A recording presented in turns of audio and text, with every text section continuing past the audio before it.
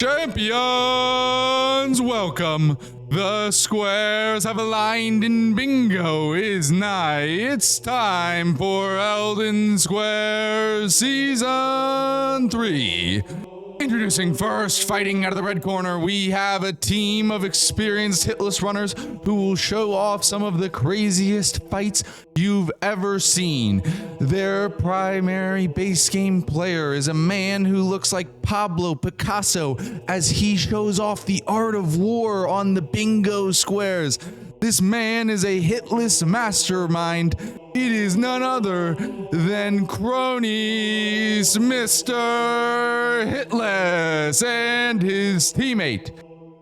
Someone who traditionally has to spin in circles. He's normally on edge, full of jitters before the game.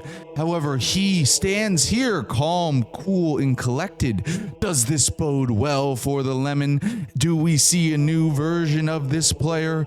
We will find out. He calls himself the Spectator, but that's because you'll be watching him snipe you over and over. It is none other than Lemon and their opponents. Fighting out of the blue corner, we have a team of upstarts, the least experienced team in the Golden Order, who has found themselves mid-table halfway through the season and looking to make a push towards the playoffs. Their primary DLC player is a man who is newer to the DLC, but has picked it up like a moth to a flame. He is an absolute mastermind. He lives in the Bellarat streets. He calls his home the Shadow Keep. It is none other than Yibe the Absurdist, and his teammate is a man with an unrelenting drive to get better. Whether it be bingo, rando, rush squares, hard fights, whatever it may be, this guy is constantly working. Sometimes you wonder, is he a man or is he a machine powered by an engine? It is none other than Thomas the Tank Engine. Choo-choo! Now let's get ready to run that board and square off. All right, Nardi, you ready to go? After that train from you, I'm ready. Let's go. I want Moog. You want Moog? Moog center square, that's your pick? Yes. I will go Melania. Here we go. And the center square is 5 Altus bosses is the center square. It was a very important square in the last game and now finds itself center in this one. Initially, you always take a look at how many DLC squares are on the board. In total, this first row here, the row 1, is very DLC heavy with 4 squares on there, including Metter. Metter, commonly the latest square in the entire set. Then we have a 5th one, Logran Magnus, Hinterlands, Falling Star Beast, and Sword of Light and Dark. That brings us to 7. And then we have Gaius's Pants, which, if you're curious, that is not a Gaius square. That is a Latenna riding a wolf square. Gaius is easy, that wolf, very difficult. As well as Imbibe at St. Trina's Nectar. And then we have Transformation and Crucible Knight variants, because you have to do 3 variants that requires Devonia. So that is a DLC square. In terms of some of the bigger fights that you can expect to see here today, as we said in the top row, it very well could come down to Metter. If this game goes 12-12, that could be the last square. Do we see a Metter race at the end here today? We have that Dancing Lion, a great fight, and everyone, you gotta love that OST. While no Rolana on the board, we very well could see it as a castle boss for Castle Ensis. We have that Fire Giant there. Love him or hate him, he exists and is there. Imbibe at St. Trina's Nectar, so you have to kill PK, Crescent Knight, and then go say hi to St. Trina, and she kills you, and then you can mark the square. Gaius's Pants, like we said, Gaius is a fun fight. Latenna is not, and to Nartok's joy, I'm sure he is just ecstatic right now. We have Moog Lord of Blood in the bottom right corner. Of course. Looks like a very fun game. I will say, very similar to the last one, as we have Starfist and Remembrance Boss Dagger's Fist only. This is literally the first time it's happened all season, and we see it twice in a row back to back here. What are some of your thoughts on this board, though? Yeah, for one, we have again the conundrum of Starfist with this Dagger Fist only square that you set for the rush square. That will be a mind game of which team goes for it. If no team goes for it in a rush on Godric, something like Moog or Fire Giant could come into play for this as a synergy. A play that really stuck out to me is the middle square Altus bosses. I see great synergy with this square in Sage's Cave. Those are 2 Altus bosses and it's a cave. So you would combine Altus bosses, Sage's Caves, and the 4 cave square. So that is an early play I'm looking at very much. And the other aspect of this board to me very much is a lot of DLC in different areas. So I think this will be a DLC rush with Godric Granala from both teams. And I would expect both teams to give the base player the Starfist. And then, yeah, I think the big question mark in the early game will be how early will the Starfist as a Remembrance Dagger Fist only be used? Will it be Mo? Will it be Godric? Will it be Fire Giant? I don't know. And another thing to just add on to that Sage's Cave synergy, we have pretty much as much synergy outside of NPC bosses, as much synergy as you could possibly get, as we also have Black Knife Assassins. So 5 bosses in Altus, a Black Knife, and a Cave, right? A lot of value there in that Sage's Cave. In terms of other Altus bosses you could get value of, you could do the Onyx Lord in the tunnel. But other The Miranda than duo as another cave. you could do you could do caves or catacombs, right? But other than that, not a lot of obvious synergy there. And our players are getting set. We see differences as Thomas, the primary base game player, at least as we expect, for their team is taking the Anchor. Meanwhile, Yibe is going with Starfist. And for Lemon, I'm not sure what he chose, but Cronies has the Starfist in the base game, and we are underway. Yeah, Thomas taking the Anchor and Yibe taking Starfist tells me that Yibe and Thomas don't want to play any games. They will probably do the same thing as Womp Womp last game, with Yibe just taking Dagger Fist only right away. Well, he's going to be in a race because Cronies, even though he's the primary base game player, is going for Dagger's Fist only. He has that square highlight. He has his cursor already over that square, and he is hard going for it. Both of these players are going hard and seem to be going hard into it. They both skip the smithing ones. They both skip Stormhill Shack. Yeah, they are just going for this. That is crazy, especially from Yibe. That is an insane decision by Yibe to skip everything. This means he's not only slower in his DLC rush, he also is much slower on his upgrading path to +9. He doesn't have this grace to get something like Storm Stomp for Natural War to get Frost. I think for Cronies this is reasonable. For Yibe this seems kind of... Are there ones you can get in Stormveil though? Is there any way there's ones that you could get in? You can get in Stormveil, but then like if you get them after Godric, you still lose a decent amount of time, and if you get them on your way to Godric, you will lose to Cronies who will probably not get them, I would assume. Well, we have both players in on Margit here. Both players are +0. Pretty much base level, probably. You do get some levels at the start to buy weapons with, and if you start Lands Returning, they're maybe around level 15 or so. Granted, Cronies missed the repost. Actually, a mistake by Cronies. This could already make Yibe get slightly ahead. We will see. Cronies is actually ahead on damage, being much more aggressive in this fight. There's the stagger from Yibe. He should probably get a bleed here. No.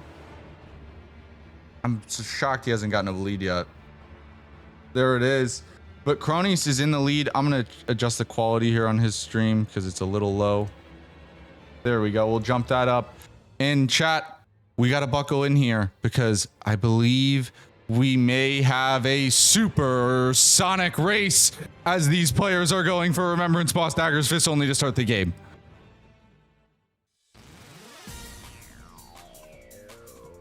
Yeah, this is as close as it can be, but I think no matter who wins this race, I don't agree with Yebe's and Thomas' decision to send Yebe full force into this. I think he loses way too much equity in his DLC access. And he gets ballisted. He recovers. Oh no, he doesn't recover. Yebe goes down. And I don't think he grabbed. Did he grab a single grace?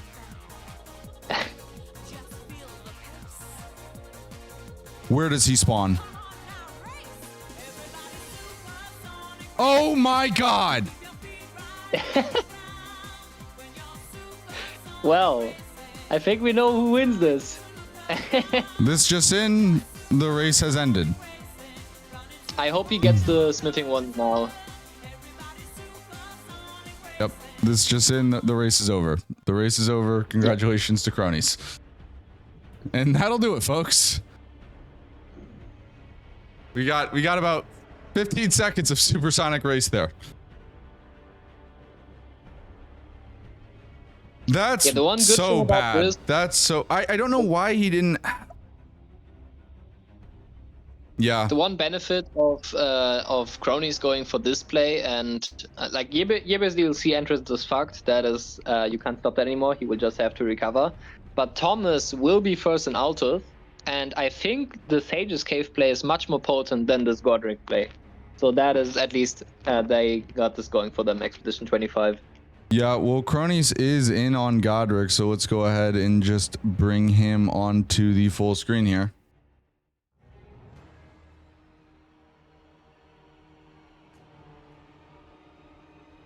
I mean, that's tough for Thomas and Yebe, right? Because not only does Yebe gonna lose this square, but he's lost minutes on this DLC race. Yes. Not just minutes, like he has Starfist, so no Wild Strike, so I think he will, I don't even know if he gets a one Psycho on Renala. I think you can. I'm not 100% though. No way you skip. If you die to these ballistas again. No, that's why Yebe is the GOAT. If you die once, you gotta skip it again.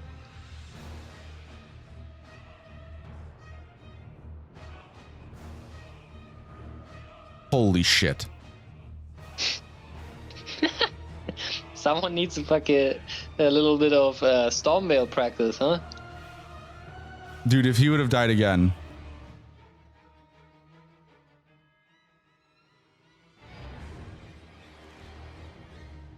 Truly absurd. Yeah. He's the absurdist for a reason, I suppose. Woof.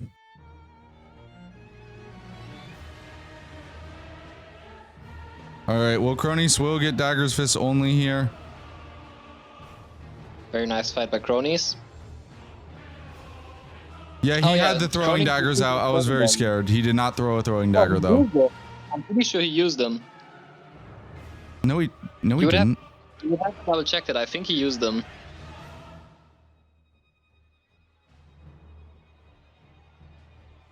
And I think they hit. Can someone please check the VOD? I sadly cannot use. I would do it, but I can't do it right now. All right, you talk. I'll check it. Yeah. Yeah, so for now, Cronies has this done. Actually, is a good. He has his first remembrance down for DLC. Again, we have plenty full of DLC squares here. So Cronies getting this remembrance, no matter what happens with the infraction, is good progression for him. And Yebe now abandoning the original route and trying to catch up on DLC access, while Thomas goes the very nice Yeah, he Makara. threw a throwing dagger. Yes. You want me to go down? Yeah, can you go down? Yeah, I can do that. All right, so that will be actually the first miss mark of the season. Very unfortunate. Yeah, I saw it. I went and checked the VOD. I saw it, yeah.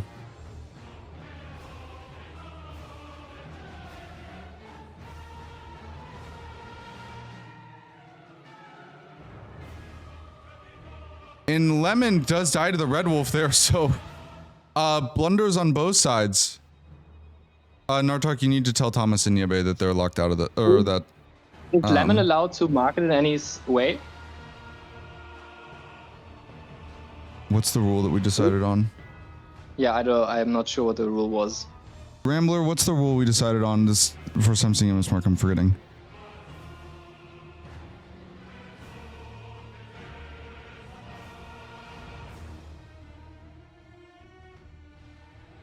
Because I think our rule set was no one of the team is allowed to market, but I'm not sure.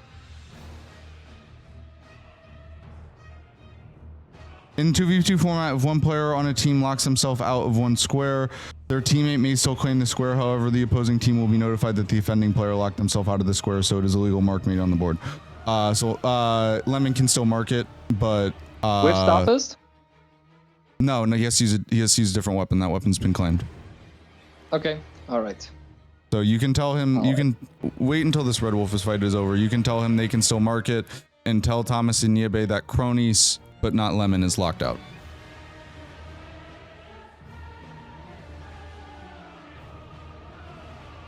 All right. Well, that was fun. Did you tell them both? I told them both, yes. Oh, no, true, you're right. I have to tell the other team. Yes. I forgot. Has been a while.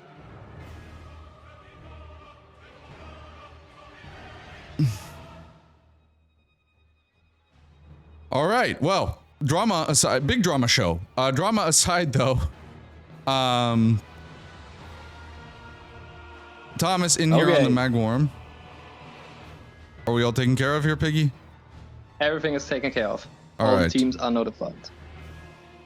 First mismark of the season, in the Golden Order at least. Very unlucky. Very unlucky.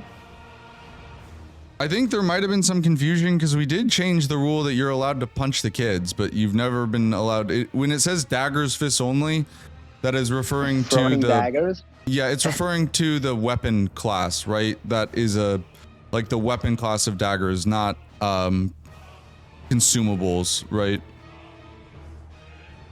Yeah. Yeah, truly unfortunate. But I would not say this mismark, like especially with Lemon being allowed to claim the square, this mismark is not detrimental. As I said before, Cronies now has half the work done to get DLC access, and Yebe is still miles behind. So I think this evens out a bit.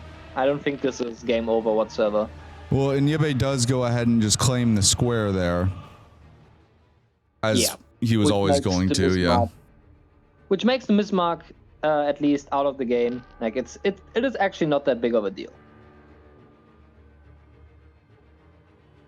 Yeah, considering the errors on both sides, it was a bailout. Yes. This actually levels the playing field. If Cronies had taken the square, it would have already been very much favored into the direction of budget Hitless. Yeah.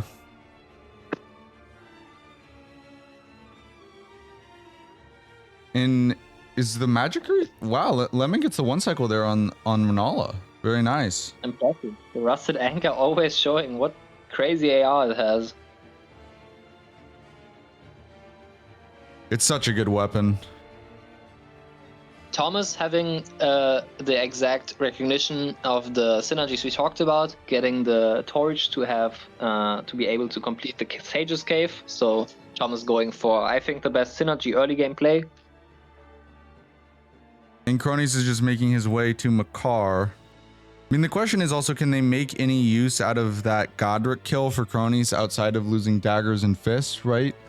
Oh, they probably can. Cronies going for something like Firegiant and Omog and then being second in DLC. I think that's highly valuable with squares like the old set. It also is a castle boss, right? Yes, it is a castle boss, very true. Could do Element 2 for an Altus boss and a castle boss. Mm-hmm. Yeah, I don't think this Godric kill is in any way detrimental. Like it doesn't hurt as much. It doesn't, like, it's not like, oh, game over, right? But I mean, it's one of those things where if it ends up being a very close game, you look back and you're like, shit, right? Yeah, for sure.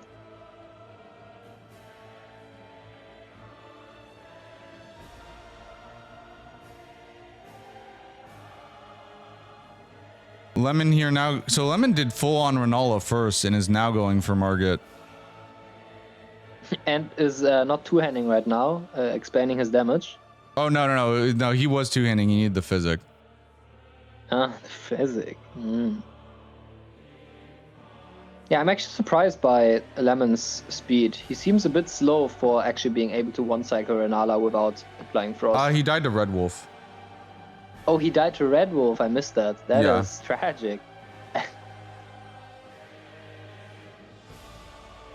Yeah, a little bit of jitters here. That is what I mentioned, right? With Lemon and Cronies not being as practiced. You see some mistakes here and there, but I think they will only be more comfortable with every coming minute. Thomas here, we're gonna put him on the big screen as he's trying to go for Sage's cave skip. Very consistent skip, very good skip. Nope, he bails out. He sent it once. He gave it one shot. Yeah, that's something I'm excited about once I'm actually returned to learn all of the new stupid skips. That's my thing. I like that. Thomas has been a big inventor of skips, actually. I know. He's been in the lab. I saw him conquering Caled. Very nice Red Wolf kill there from Yibe, and honestly, how is Yibe not that far behind on DLC? Shockingly. It's the Red Wolf death. It is the Red Wolf death, that's it. I think if Lemon didn't die to Red Wolf, he should be in DLC about now. Like, I think 1430 is very realistic with him having one-cycled Renala without Frost. Thomas here fighting Gary Garrison, everyone's favorite boss. Fuck this boss. This boss actually is not that bad in vanilla. In Randall, Jesus Christ. Nah, Torrent Tech. And Torrent Tech is crazy for him, but you can't always use Torrent Tech. You jinxed him. Commentator's curse for Nartok. And there's no stake, is there? He has to run all the way back. No, yeah, there is no stake. So, a pretty uncharacteristic game as we're seeing mistakes on both sides here early. Yeah. Every player has made one mistake so far. Yeah. We'll go full screen with Lemon and Yibe here, as Lemon is fighting Godric and Thomas is going for Renala. Thomas bailing out. Okay. Yes. Interesting decision by Thomas here. Is he going to Ordina Black Knives? He might be Ordina Black Knives, maybe setting up the Grace and getting a bit of the money that is just lying around there. I would assume. Yeah, Rambler says money and Black Knife setup. Yeah, I think he wants the money. And he probably, with Cronies Mismark and knowing that Cronies is the primary base game player, he probably feels secure delaying Sage's case a little bit. You eating a bag of chips there, Nartok?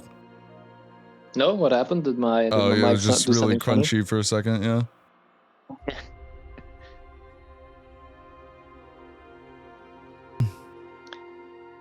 All right, so Lemon is first in the... Actually, I mean, not a terrible entry time. 16 or so. Not bad. Yeah. How the hell Yibe is going to make it here at 16 with getting sent all the way back to Gatefront? I have no idea. We don't talk about it. Yeah, that's insane that he was anywhere. How he did not lose more time, I have no idea. He was just goated like that. Yeah. We'll go full screen with Cronies here as he's fighting Makar in order to get into Altus.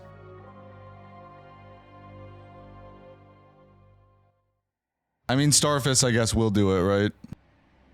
Yeah, Starfist is still broken. Even though I really like Wild Strike weapons in DLC. Like, as you said in the previous game, so many NPC and Invader type enemies. They are so annoying. I just want to Wild Strikes them. Yep. And Thomas is now going back for Sage's Cave here. Yeah, that's smart. Crony's now on his ass, right? Like we see, he's 30 seconds away from Sage's Cave. Mm-hmm. Lemon is immediately running back section at the start. Not necessarily a surprise whatsoever. This is a pretty strong back section board with Gaius's pants, as well as Metter for later. Falling Star Beast and Hinterlands. Falling Star Beast and Hinterlands, yeah. I think back section makes a lot of sense here. We'll go full screen with Thomas again for Gary Garrison. Do you think, if no mismark happens here and you're potentially facing a Sage's Cave race, do you think it's ever sensible to skip Torch? With Horrorfrost Stomp, I think it could be done. Yeah, with Frost, maybe. Because, like, once you Frost him, it's fine. Like, you can see where he is. As Thomas is in a lot of trouble here, heal. Gary does so much damage. Yeah, Gary doesn't play. All right, Gary goes down there. Cave is not done. He still has to kill the Black Knife Assassin. Yeah.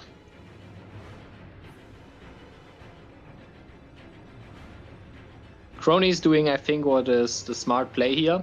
He is completely going into a full setup of his character and his weapon. I think that's a general in bingo a good thing. I used to always do that in base game bingo. If I'm falling behind or if something doesn't work out for me, oftentimes I just upgrade as far as I can, because you are hiding information and then you develop a very reactive playstyle. You do a lot of damage and then you can react to what your opponent does. Well, he's not upgrading as far as he can. He's going for castle bosses here, going for Commander Nile. Okay, I take back what not necessarily. There are stones in this castle. Oh, true.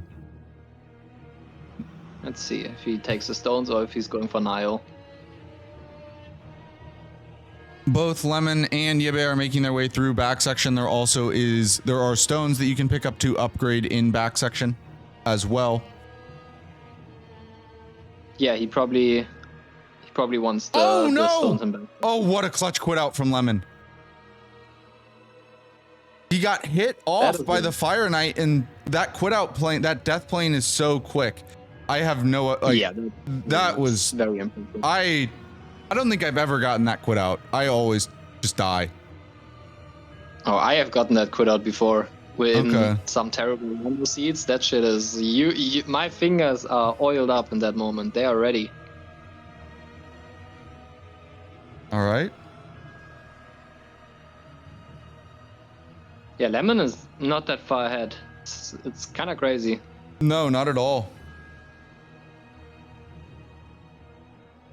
I think it will be heavily dependent on decisions of these DLC players what fights to take, because on some fights like ADM and anything NPC adjacent, the Wild Strike weapon will just prevail, but Hippo, Gaius, Starfist will completely smoke.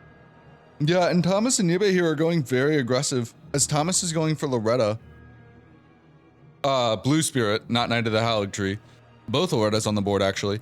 But this progresses both their lines, right? They now have serious threats on the bottom left to top right diagonal, as well as the middle column. Or sorry, the column 2. Yeah, I'm trying to figure out where Cronies is going. Is he trying to take away Black Knives? Like steal it under his nose? Yeah, I think he is. He has Black Knives highlighted. Okay, interesting play. Maybe feeling the need to go aggressive for a bit more of a snipe here. Given what happened earlier, personally, I don't think it's necessary, but I can understand the logic. Yeah, and it also right now with the state of the board, it actually does something with row 4, but we can see with our privileged perspective that Thomas is already shutting down row 4, so this play has a bit less value than Cronies might expect.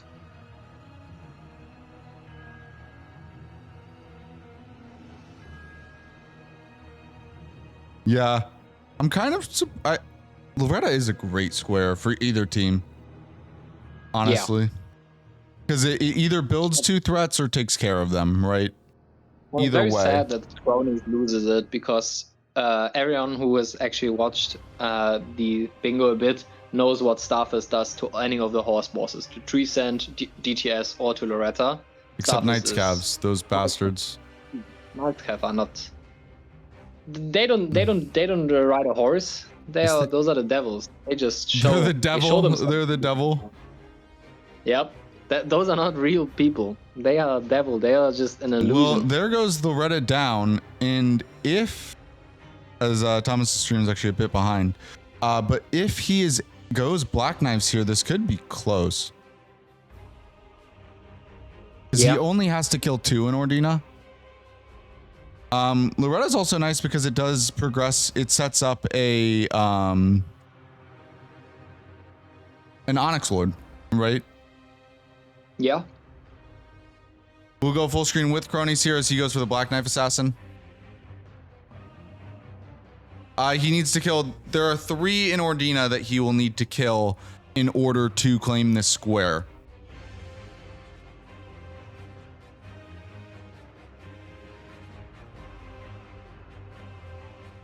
But Thomas looks to be more interested in Altus bosses, potentially, castle bosses. I would assume he's going for Altus bosses right now.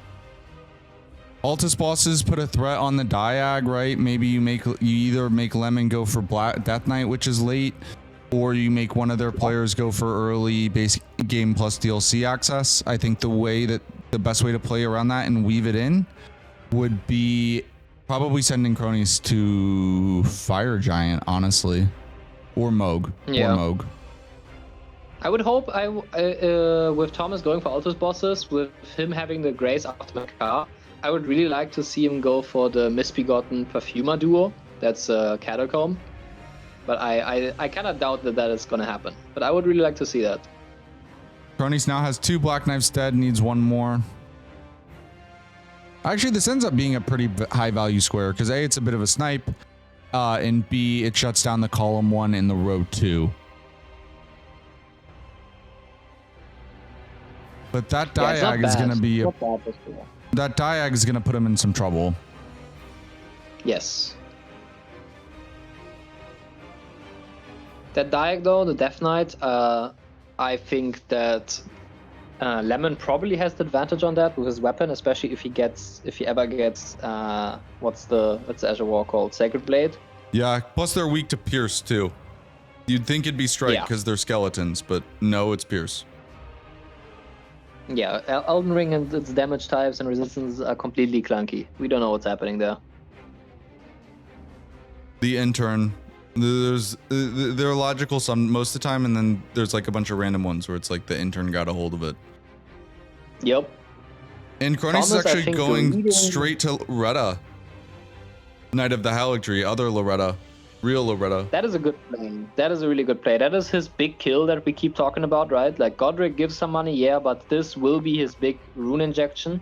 And it's also very, like you will see, as I hinted at, what Starfist does to these types of horse riding bosses. He will obliterate Loretta. Thomas, on the other hand, he is now greeting Altus bosses, not going for one of the fastest options, but going for Element as a castle boss. I really like this, because with having Sage's case marked, he already displayed really good priority on Altus bosses, so now he assumes that he can greet it a bit more. Yeah, what's going to be really interesting here is this Lemon and Thomas here. Or sorry, Lemon and Yebe. I need to be better about mixing stuff up. Because Lemon is just a bit ahead of Yebe. And there's 2 big squares in back section. Gaius's Pants as well as the Hinterland's Falling Star Beast. Yeah. The question is basically, is it going to be a double snipe or will they split squares, right? Mm-hmm. The other thing that is not necessarily interesting in their race, but interesting to me for the grand scheme of this game, is with these hinterland squares, especially the Kill the Falling Star Beast in Hinterlands, Matter is much quicker to be accessed. If you get that Falling Star Beast, you can just blow the horn right there, and then Matter is maybe a 5-6 minute square, so people might have to actually respect the square, like bingo going through it. Especially because South is good here too, with both South meaning through ADM, with both transformation as well as Metter, and I thought I saw another reason. Is there another reason? No.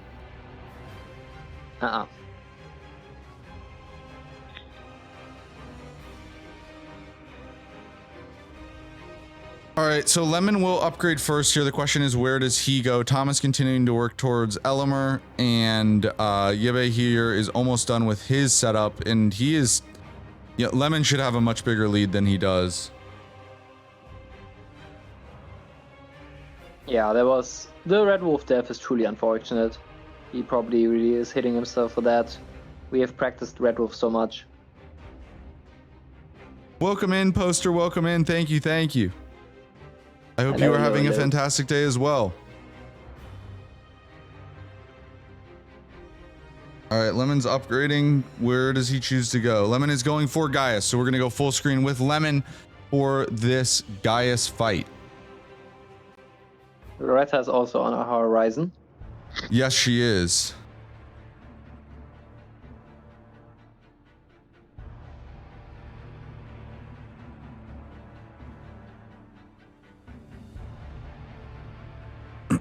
Yeah, Lem can take a hit here for sure. Yeah, he can tank at least one hit. He's not one shot. Damage is... That is one of the... Actually, this damage is... It looks atrocious, but it's actually not. Yeah, this is completely fine. Yeah. And we're going to go ahead. Let's throw it on the quad screen here, because we got Lemon going for Gaius, Thomas having some troubles here with Elimer, and Cronies is going for Loretta.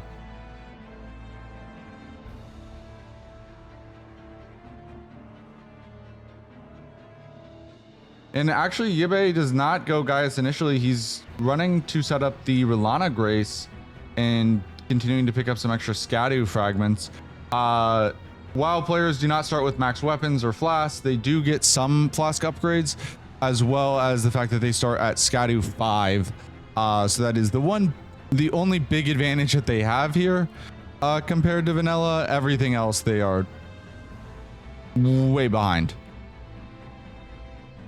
Yeah. Lemon's Vega bar also being the result of him choosing the Reprimand upgrading path with the America's Ruin, the 80k down in Reprimand. That is one of the big advantages of going into Reprimand. You just have 80k for free. Yeah, one of the things that's been like popping up in the meta is that it depends upon what weapon you have if you go Reprimand or Forges. If you have a heavier weapon, like Anchor or especially a Colossal, right? Players tend to prefer Reprimand because as Lemon's in a lot of trouble here, big stagger. Ooh, that was close. Crony sees Loretta down. We'll go full screen with Lem as he tries to finish this out. He's greeting. A little bit of greed never hurt nobody. And does get it down. Very nice job there by Lem. And actually, Yibe here is going Death Knight. Yeah, they want a Diag. That Diag is very annoying. Yeah, they're going hard into this Diag. The other thing, Diags are so strong in this format because if you get bingoed, the game's not over. It is 2 bonus points. But one of the best ways to come back is with a counter bingo. That being said, if you claim a bingo on a diagonal, there are no bingos available to you. It inherently blocks everything and makes it very difficult to come back. As Lemon, it's time for the real boss here, as Lemon is fighting Latenna in Latenna 1.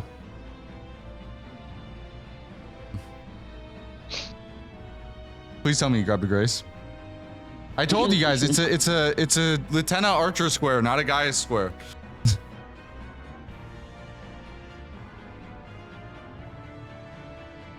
Yeah, this little Latenna Archer is very crazy. She can just completely one-shot you. And Thomas is now working on castle bosses. I'm surprised he didn't necessarily want to finish Altus bosses first. Maybe. I think he's channeling his inner Führer right now. He's just holding. Let's go with Lem here as he is in this war with the Latenna Archer.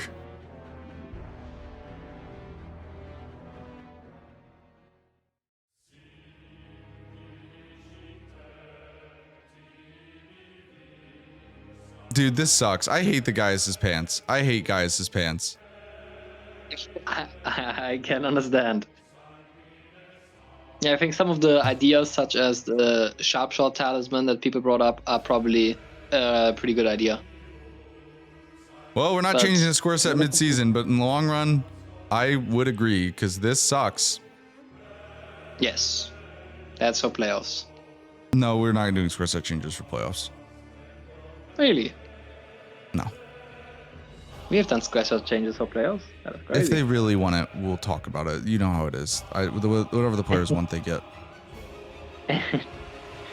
Yeah, I think for me, this Diag, Cronies is now going to Moog, so this is a square plus his DLC access, Dude, and then he is the best person to do Logo and Magnus to stop this Diag. I want to And say, I think Colin.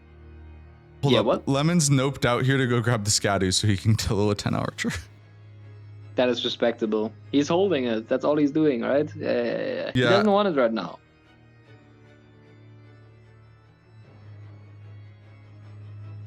Yeah, he is holding it. And Cronies is going Sewer Moog so he can get Logren Magnus. I'm pretty sure that's what you were saying when I cut you off. Yeah, exactly. And I think they can theoretically counter attack on the column 2. Lemon touched the Grace in back section, therefore he could go for the Deathblight line or go for the one in Ballarat. And then it's just Imbibe and free Catacombs. I guess Yeah. right now he's getting a bit of a head start on Catacombs, but Well, he also nothing got to be the first half of Sword of Light and Dark, right? very that was smart, actually. Really Very nice smart synergy there.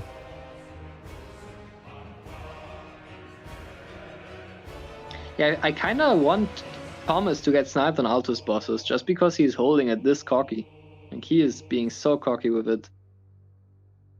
And Lemon is now going down to... He's going to grab the painting for transformation.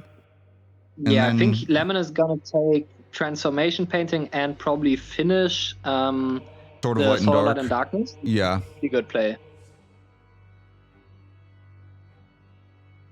Thomas here is going... Or sorry, Yibe is going for the Death Knight here. Also, I do want to say... Oh, shit. It's Torsads. Oh no, not Toes. Oh no, it's Tosads. Welcome in, Tanner. Welcome in Raiders. Welcome in, everyone. It is great to see you all here. All right, you got to run all good, all good.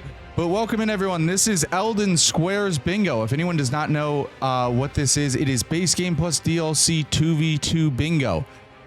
We have some of the best players in the world.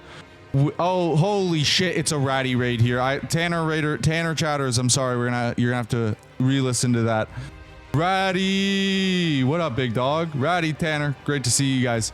Welcome in, everyone. Welcome in. Right now we have Elden Squares bingo action.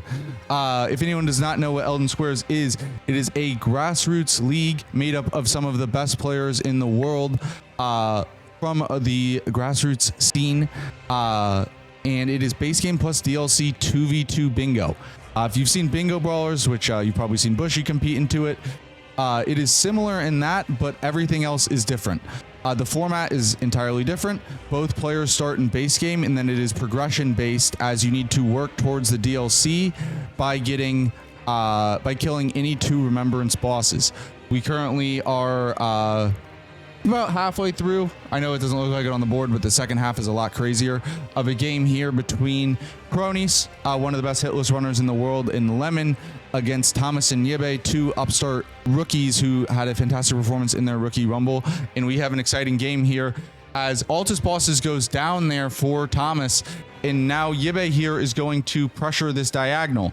One big difference here is that diagonal bingos do not win in this format. They are 2 bonus points, and the first team to 13 points wins. If you guys watched Bingo Brawlers season 3, which was a different format for them, but base game but 2v2, it is the same scoring format as that. So different than the current season of Brawlers, but the same as the old one. If you any OGs remember that.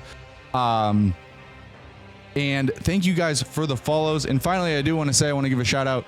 As I said, this is a grassroots event. We have streamers who play in this league, but you do not have to be a streamer. Everything we do here is merit based on skill. So if you want to get into bingo, we have a fantastic coaching staff who can help you learn bingo. We also do randomizer racing and everything. So if you just want to get better at the game, get coaching, whatever it may be, you can join Ignite and we will help you get into the competitive side of Elden Ring. But that being said, we got a big fight here. Nartok's favorite fight, Moog, Lord of Blood. Yeah, I really hope to see a great example of Moog here from my Hitless companion, Cronies. Maybe he's nearly as good as me as Moog, right? Even though I haven't played in 6 months. Always gotta have a big talk. Yeah, but here we have a diag forming, 1 square missing on a diag. If this diag were to be claimed, that is nearly GG's, since there are no more bingos to be had for Team Budget Hitless. But Cronies with Moog here right now would get his DLC access, and then he would be the best player to get the Logar and Magnus square that is currently to finish the diag. Also, really quickly, to anyone who rated in, I do want to apologize for Nartok's audio quality. He had PC issues today, so he is on his phone. We appreciate Nartok for the magazine. The struggle is real. We appreciate him for being here today.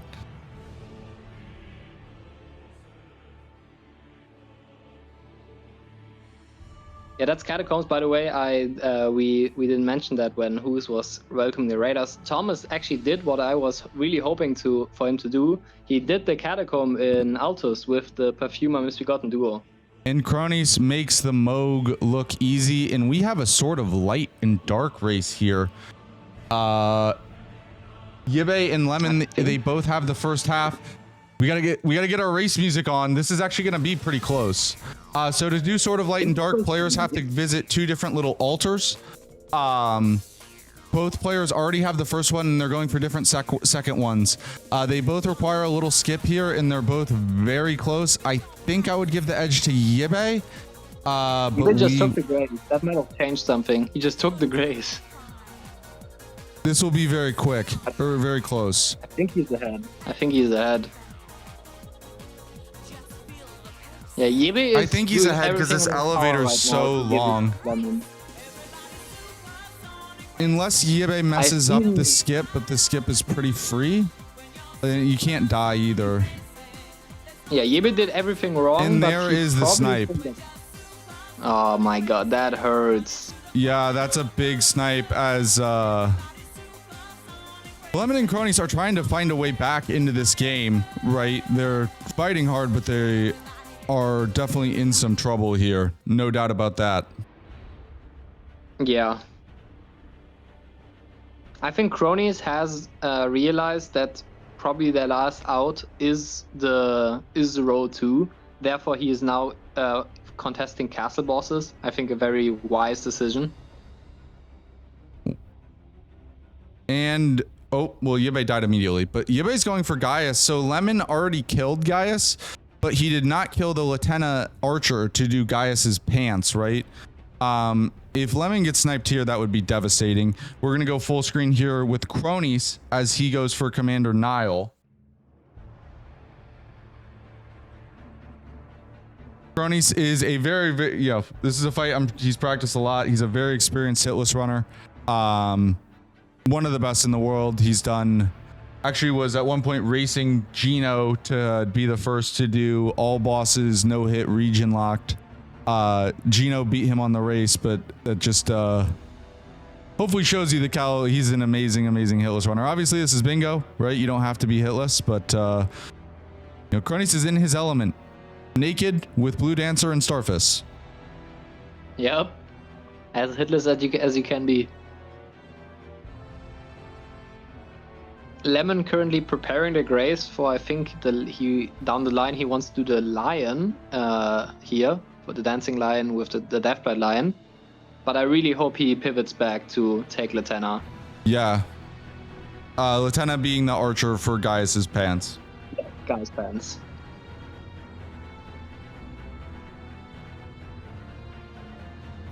Really clean there from Cronies.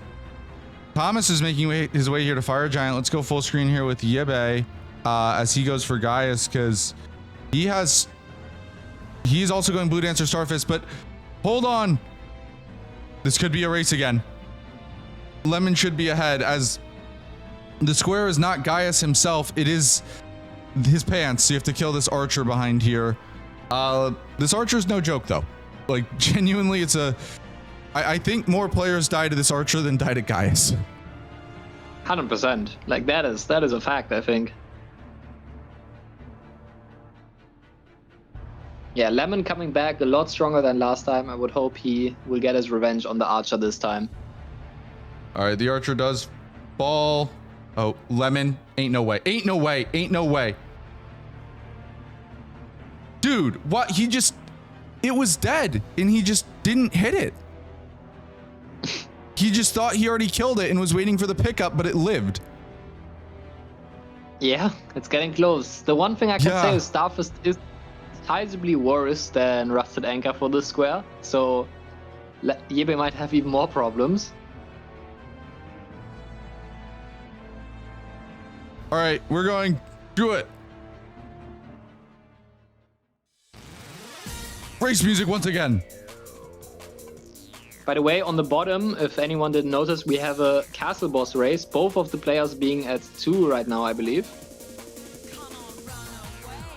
All right.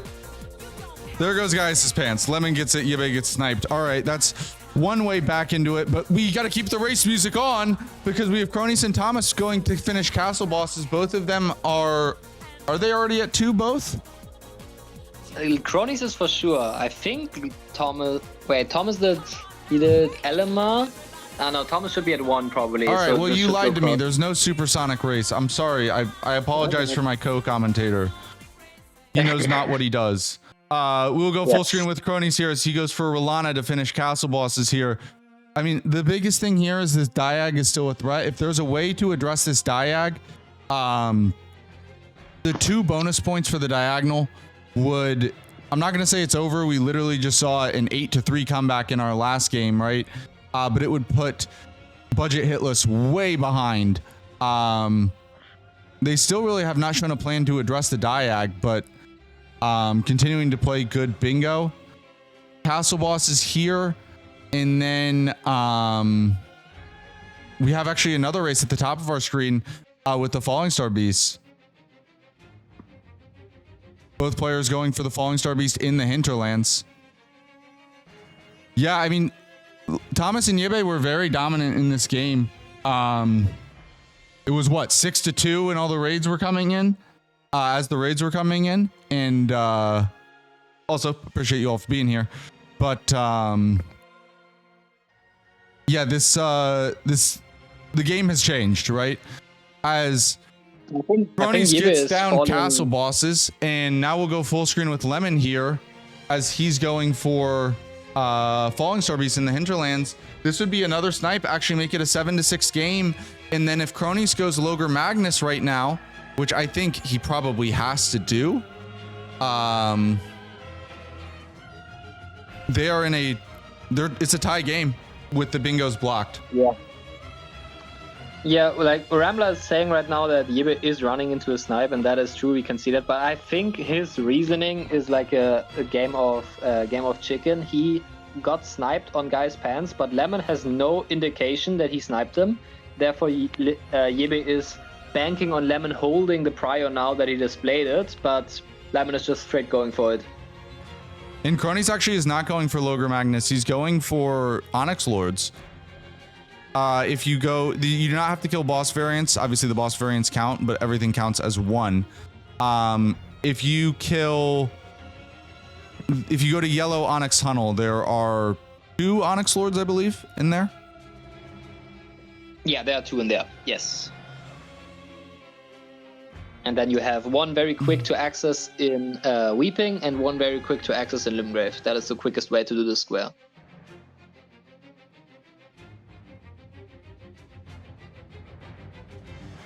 Thomas actually working on ritual pots here. Lem got in a bit of trouble there at the end, but in comes the snipe. And now, hold on, buckle your seats, folks, as we have a 6-7 game. Thomas going for the quote-unquote smart play. Ritual pots is very safe to get here to block the last bingo, but it is also one of the most time-consuming squares, and they are ahead 1 square right now. So I'm not sure if ritual pots is the call here. The score is 7-6. 7-6. No, 7-6, 7-6. Oh my God. That's dude. You're such a zoomer, Nexus, bro. I thought I said the score wrong. I was like, did I really? Am I that old? Nope. Am I losing my mind because I said the score wrong? No, it's because of a stupid meme. Okay. It's just brain dead. That's it. And you know what? Lemon is actually, Yibe had the better of Lemon early on, right? In the DLC, doing Death Knight and Sword of Light and Dark, right? But now we could see Yibe walking into potentially a multitude of snipes here, as they're both going ADM. Lemon is not only slightly ahead, but he has Wild Strikes and will kill ADM significantly faster than the Starfish will. Yeah. And then he can immediately go Transformation. Lemon's in a fantastic spot here. I'm very surprised to see them not as worried about the diagonal threat. They're going very aggressive. And Thomas and Yibe seem to have no plans of punishing them for that. Yeah. I think they feel so secure and not stopping a die yet is because Yibe was active on the board with stuff like Death Knight and sniping on Sword of Light and Darkness. So they think Yibe has not made any effort to get into autos yet. So they probably feel safe with holding off on Cronies finishing that square for now. And Cronies is going for it, yeah. Because it's been almost 10 minutes. It's been almost 10 minutes since Yibe last marked. Because if anyone is new, there is a dual progression element to this. So there is base game and DLC progression. At the start of the game, you have Graces unlocked in Limgrave, Liurnia, and Caelid, right? Then, as we said earlier, 2 Remembrance boss kills gets you into the DLC. And in order to get further Graces in the base game that are deeper in the game, you need to get Altus access either via Makar, Virgins, or Dectus, right? So that Logre Magnus requires both Altus and DLC progression. At the start of the game, each team normally has 1 player who goes base game and 1 player who goes DLC. So that dual prong progression is pretty interesting. And Cronies is going for Logre Magnus here. And this is by no means easy. This guy's a bastard. This is one of the worst weapons for this guy. It is horrible. You want to punch a bunch, basically. Like running attacks with Starfists are very good against NPC, or like the best way to do it with NPCs. Cronies is going for the tap R2s, but it can work as Logre does heal there. Cronies is down to just 2 health pots left as he does full heal.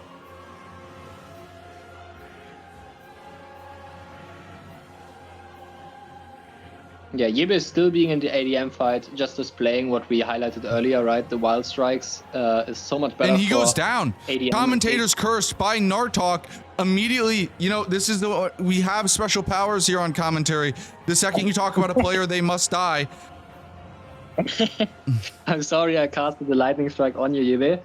Yeah, now this takes even longer, and Lemon is going away. He's getting transformation next. Then he can look at something like maybe Imbibe could be one of his next plays. He has all the freedom right now. And Cronies is in a lot of trouble here against Logre, but does get a big Frostproc there, and that does end the fight. He was completely out of heals and about 1/3 health. So that was gonna be very rough for him. Lemon now is about to complete transformation. Thomas is working on ritual pots, but we're gonna see this bingo blocked in an 8-8 game. Yeah, very impressive. Logre with Starfish cannot be understated how difficult this is. Yeah, I think if you were to go for that, I would probably recommend the tether strategy. Are you aware of that, Nartok? Yeah, you walk away until he walks back slowly without attacking, right? Yeah, basically to explain it, basically as if he's on a leash, right? He cannot run like all the way down the hill. So you basically go as far downhill as you can until he starts slowly walking backwards. That's your tell that he's being tethered back to his initial spawn point. And you can kind of bait him and get some good windows there, because he will run to the edge and then slowly walk back, and then you can hit him and then roll away and rinse and repeat over and over again until he's dead. But there's transformation for Lemon. In comes the snipe. This is now a 7-7 game. Yeah.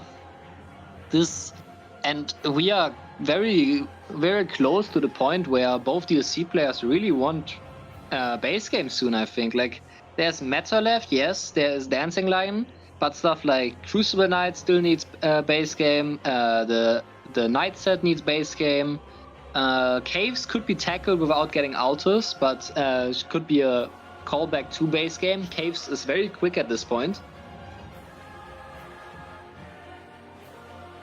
Yeah, but no, we are going into another race. We are just racing again. Next race, let's go. Yeah, because this has been technically 4 snipes in a row, as Yibe sniped Lemon, right? And then Lemon got Yibe 3 times, and now this is going to be another one. Yeah. It's been snipe after snipe.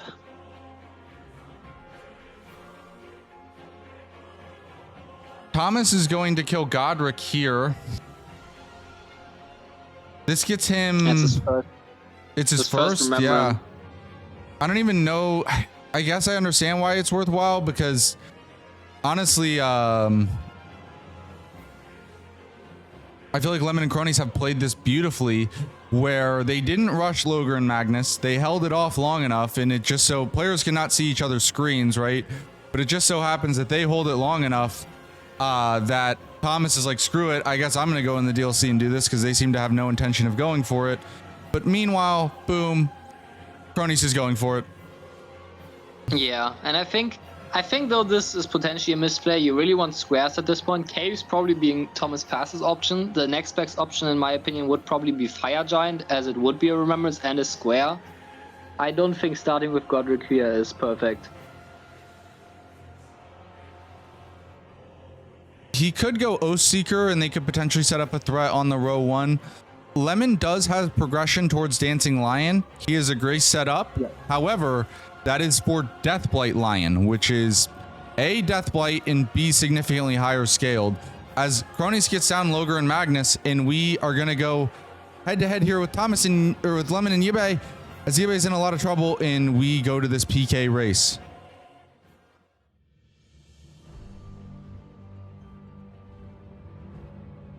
Yeah, I think there's a lot of pressure on Cronies right now. Cronies has so many options. He has the Knight set, he can finish anytime. He has the Alabaster Lords prepped.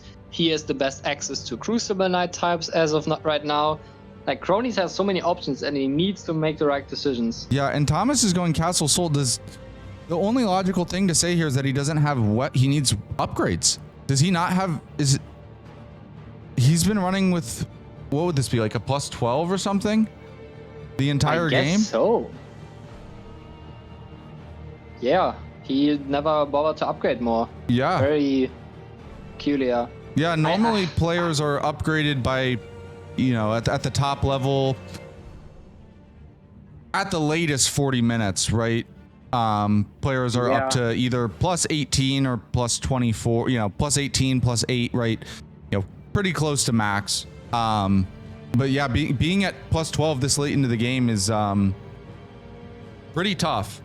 Especially because the other thing about weapon upgrades is, even if you're fighting Limgrave bosses, right? The fact of the matter is that upgrading makes all your fights faster. Even if it's just a Limgrave boss and it saves 5 or 6 seconds, right? That matters.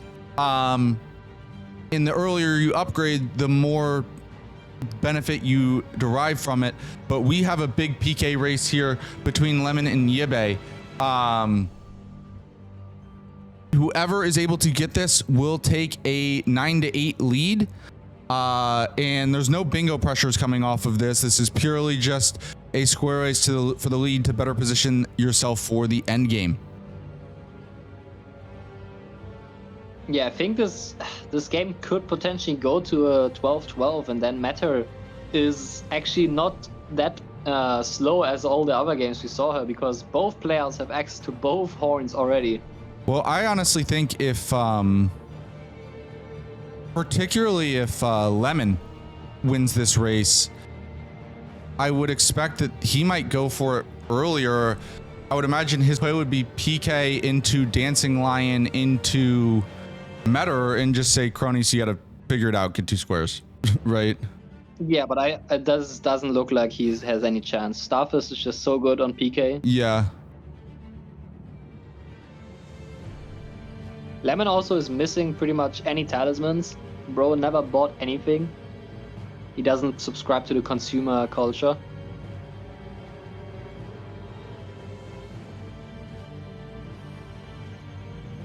I swear, the only thing is, it's not kill PK, it is imbibe. If for whatever Yeah, reason if Yibe Yibe decides to holds hold this, like, it's no guarantee that that would just because be- he kills PK first, if he for some reason makes the decision to kill PK and then hold, Imagine the balls. You get sniped 3 times in a row and you're like, yeah, I'ma hold this next square. Sounds about right.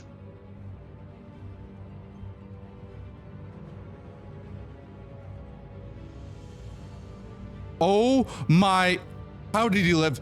How did he live? How did he live? How? How? How?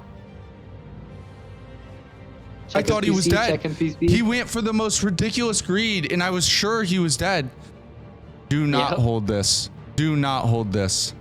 Okay, Hold he's it, not holding. hold it. He's not holding. Oh, that was This- very greedy, especially because he didn't grab he did not grab. I don't believe he grabbed the grace before PK. Part of the reason why because Lemon was ahead, but Yibe entered the fight first because he didn't grab the grace before. He just full sent it in. That's why he's the GOAT. No fear. Thomas finishing caves. This As will Lemon put them goes at down, I'm 10 sure he'll be square. frustrated about it, but honestly, getting sniped here might be a sigh of relief, as it's like, well, I did die, but it doesn't matter at all, right? If anything, it Yeah, was probably exactly. optimal to die because it means that he doesn't have to quit out, or and he was probably going to die intentionally. So that death may have been optimal in a weird roundabout way. As Imbibe goes down there, it's 9-9 because Cronies got Onyx Alabaster Lords. Meanwhile, Cronies is going for Oathseeker Black Knife Set. Meanwhile, Thomas is going Caves. That would take us to 10-10. And we have another race. Dancing Lion now. As Yibe is going to Bellarat for his Dancing Lion, but Lemon here is going for Deathblight Lion. Obviously, Lemon is far, far, far ahead, but this Deathblight Lion is no joke. He is much higher scaled and, of course, has the Deathblight Frogs. Yeah, and Lemon decides not to take the beast repellent torch that is in the game, but says I can do this without it. So we'll see if he has to pay or tech if he here. There raw is dogs it. tech to avoid if you get on Torrent and run away the second the initial phase transition starts, you can run to the edge of the arena, the north end of the arena, and if you stand on the edge there, the frogs will not aggro. You do have to fight the lion at the edge of a cliff, but you don't have to deal with Deathblight frogs. As Oathseeker Black Knife gets marked for Cronies, and that is, just recently they've taken their first lead of the game since all the way back when, at the very start of the game, we began with a mismark, actually the first mismark of the season. Cronies threw consumables at Godric, and that is not allowed, and mismarked Dagger's Fist only. Lemon Thomas is now in instead Fire chill Giant. This chill would be a second the remember. frogs. And yes, Thomas is in Fire Giant. Oh, he quits out. The lion was being very cooperative for Lemon while he went and killed all the frogs. Why does he quit out? He's pivoting potentially.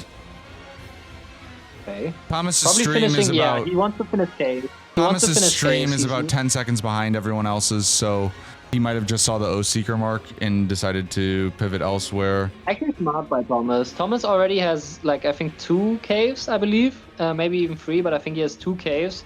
And Cronies marked square, so now it's Thomas' turn. And Cronies might now walk into the cave snipe. So I think this is a good play. Pivoting back, finishing caves, and then going back to Fire Giant. Well, the question is this his third or fourth cave We will find out in just a second. He has 2 for sure. He has Sage's Cave and Patches. Yeah. Because Cronies is making his way to the Fire Giant.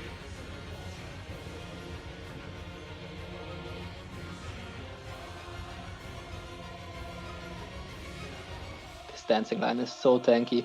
So Yes, crazy. he's ridiculously tanky. Like, everyone saw how far ahead Lemon was. He needs a single death, and Yibbe is on his ass. And he needs to be careful because this fight is taking so long. He could get the Deathblight phase again. Yep. I mean, this Big stagger this there for Deathblight Lemon, line, which though. is scaling. This line is always scary. Like, he can one-shot you so fast.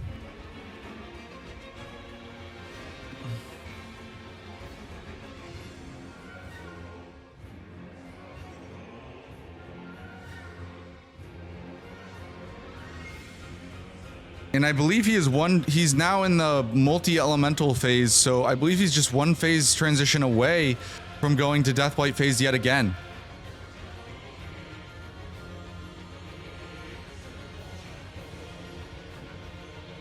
And there it is. There's Deathblight phase yet again. Does Lemon greed? Oh my god. Oh my god. Out of heal 2. Lemon got it. He got it. He was one tick away from getting Deathblighted. And he got it. Insane. Insane. And now Cronies has a lead here on Fire Giant. Yeah, this Fire Giant potentially is GG's. Like, Thomas needs to get caves into Fire Giant. I don't think they have any other chance. Thomas marks the caves there. Thomas's stream is about 10 seconds behind Cronies's. He's having some stream delay. But yeah, I can't imagine Cronies, the man with by far the most hitless experience in this league, with Starfist, with Blue Dancer, and more than enough Vig to take a shot. I just cannot imagine that Thomas gets this. I don't feel like there's a world where he gets this. Yeah. Yeah, the quit out by Fire Giant actually costing him. They complained last game about me giving the speedrunner Death's Poker, which I don't choose the starting classes, it just happened. Now am I gonna hear complaints about giving the no-hit runner Starfist? Yeah, you will. Yeah, And of course I will. I know I will.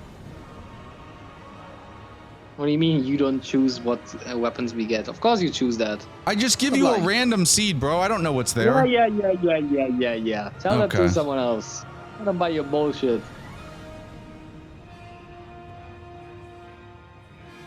Next time you play Nexus, you're getting Rivers of Blood. You think that helps him? Rivers of Blood and a bunch of daggers. No other good weapons.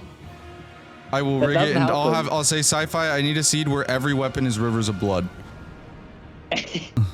You think that helps Nexus? He doesn't have a chance no matter what. You can give me a toothpick, he gets Starfist, he loses.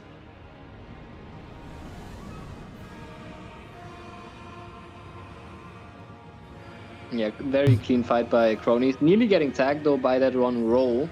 Well, yeah, he did get hit actually pretty hard when he was on Torrent. But there goes very nice charge R2 right onto the eye.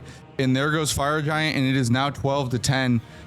Pretty surprised though that Lemon, I guess Lemon's splitting progress because he can, right? Between 3 Crucible Knight variants and Metter. 3 Crucible Knight variants requires you to do Devonia. And Thomas sees the snipe there. I think he still finishes his fight out but to try to get DLC access, maybe? Yeah. He wants DLC access for the Crucible Knight types. But Cronies is going Dragonkins, and he started this game off with a miss mark, and since Dragonkins is uncontested, he might be able to finish it out the hero. Yeah, this Fire Giant snipe had to go on the way of Expedition 25. I think then the game ends with Matter, but this now seems to be very much over. Yeah, I think it is over. It is looking like it's going to go the way of Budget Hitless. They have not played in in 3 weeks. Due to scheduling issues, they had 2 weeks off, so it's been almost 21 days since their last game. And it started with a miss mark, the first of the season, and yet it will end with them on top as Cronies takes down the first Dragonkin there and simply just needs one more here, and then that will be game over for Team Budget Hitless. Yeah. Thomas even dying at the end, just being tilted, doesn't make really a difference. So well, he also got the horrid RNG. Yeah, it is the worst attack. There's no way Lemon gets this first. No chance. No chance.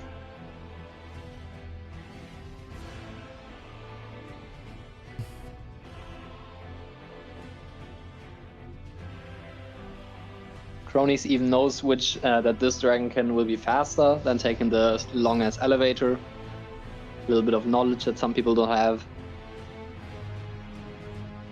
Yeah, I feel like they just needed, if it's just one more square went the other, if one square flipped and went the other direction, obviously, like this is 11-11 game. And whether or not Thomas gets Savonia, it doesn't, like, Cronies is just uncontested here on Dragonkin. Well, I guess he is contested now, but Thomas is too far behind unless Cronies were to die. Yeah. It was a really well played game by Thomas and Yebe. And then kind of similar to the last game, it just started to fall away from them at the end there. Yeah. In this game mode, like we see it in 2 games in a row. It isn't over until it's over. Always got to keep that in mind. Yeah, because at one point, Lemon and Cronies were down 4 squares and there was a massive bingo threat. Like, they didn't really have any counter bingos. It looked dire. But it appears that they will come out on top. And, you know, this is a team that due to scheduling issues, right? This is only their 4th game of 9 this season. They will play again this weekend. Their second game is going to be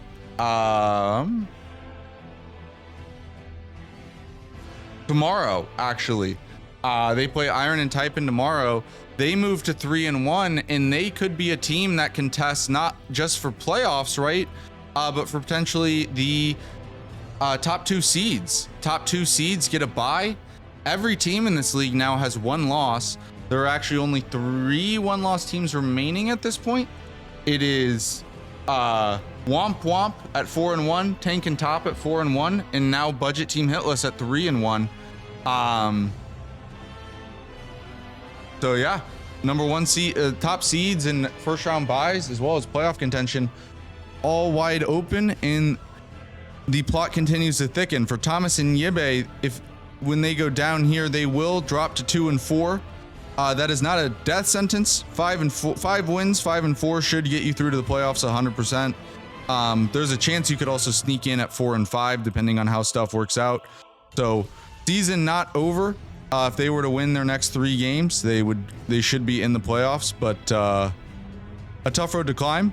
That being said, they've played incredibly well all season, right? Some of the games just have not gone their way, so every reason to believe that they can do it. This league is it's really tough. It's tough around here. It is. Yeah. And Cronies will be the hero. Starting off with a miss mark on Dagger's Fist, first miss mark of the season. But yet, he was able to pull it out and get the win there as Team Budget Hitless defeats Expedition 25 13-10, and they will move to 3-1 on the season. Congratulations to them, and what a game it was. GG's, and actually a historical moment. Our father, our Professor Rambler, was wrong in his prediction 4-1. Holy, that has never happened before. It has never happened before. Well, we will go ahead and bring our players in here for our post-match interview.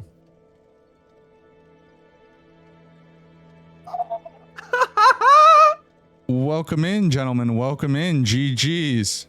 GG. We will start with you guys, Lemon and Cronies. It has been the day of comebacks here in Elden Squares today. You guys were down, I believe, 4 squares with a dire bingo threat on the board there at one point. And Cronies, you started the game with the first mismark of the season. You end it marking the winning square. What was going through your mind in that mid game, and how are you guys feeling now? It was so dark, dude. It felt so cooked. I was hopeless. Got depression diff.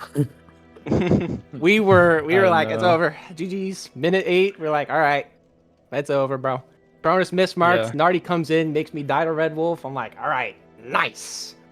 There was a point where it just felt so hopeless when you had Sage's Cave and I had mismarked, and then you marked Blue Loretta, and it felt so bad. And I went for Assassins and hope for the best, and I think that first square just gave me the momentum to keep pushing through and hoping to at least make the game not look terrible, I guess. Yeah. Yeah, we'll continue to fight. You did, and obviously, first off, thank you guys again. I know you're in scheduling hell, but you moved to 3-1, right? You're now one of 3 one-loss teams remaining. In everything to play for you guys, right? Not only playoffs, but a chance at a top seed in a first round bye. You guys have a big game tomorrow against the French, Iron and Taipan. Any thoughts for our fans before that game tomorrow, and how you guys are generally feeling about the season? I'll let you take this one, Lemon. And you can shit on It's me if just you want. another game, man. You can shit on me if you want. I know you guys have gotten a bit hard by the scheduling bug, so if you want to complain, just All right, you know don't what? get me banned. We're out of depression hell because we won. The dark times are over. You gotta make a new rule that you can forfeit so they can live up to being the French and wave that fucking flag. All right. Fair enough. We're going in confidence at the max, caffeine flowing. We're chilling. Juice is dripping. Yes, sir. Balls are empty. We're ready. Hey. Enough said. For Thomas and Yibe now, obviously a tough one there. A crazy snipe fest there. For between Lemon and Yibe, as Yibe got him first, and then Lemon fired back 4 times. I got sniped like 4 squares in a row. I can't. But you guys played really well. I mean, obviously it didn't go your way, and of course I gave the hitless runner Starfist, right? Fuck that guy Hoosier. But Dude, if you have something against us, you can just like tell me. Like I really don't mind. Let's give the French speedrunners, the Death Spoker, the hitless runners, the Starfist, Who's also gave him throwing daggers, okay? Hey, you know what? hey, it's right. it's called rookie hazing. Look it up. Anyways, obviously that's a joke. That random seed, but no, I mean genuinely, you guys played really well today. Obviously the snipes were unfortunate, but you're still doing great. 2 and 4, you're still very alive. Just you got to win your next 3, right? Yeah, just win 3 forehead. Well, best of luck to Yeah, both of you. You can go, Thomas, if you have anything. Yeah. I mean, it was kind of brutal. I think like from a base game side of things, I lost a lot of momentum because my muscle memory just killed me, and I couldn't do Castle Soul Skip. So I sat like plus 12 most of this game instead of like being able to upgrade. I prepped Fire Giant super early. I assumed, Cronus, you were gonna go for that very early, like one of Fire Giant or Moog kind of starved me of DLC access. But then I like castle bosses. I don't know what yours were. I had Elemer dead. I was about to go into Godric, and then you marked it. And then it was like, oh shit, that was fast. And then obviously Road 2 was threatening, so I had to kind of like drop everything, go Ritual Pots. But yeah, it was just the snipe fest in the DLC that was really brutal. Like it was legit Gaius Pants, FSB. Yibe had a death on which is fine. A death ADM, on ADM. like, and ADM, then, like Ultra Instinct bit me with Dragon Maul while I was standing behind him, which was yeah. Don't know how the Yeah. fuck you pulled that off. Transformation, yep, and then I don't know if So it I- went imbibe, but then Lion was a snipe, and then it was like, well, I was at a pivotal like 50-50 if I, because I had Fire Giant Grace, it was a 50-50 if do I go Caves or Fire Giant. And Yeah. then I went Caves and then lost to 50-50.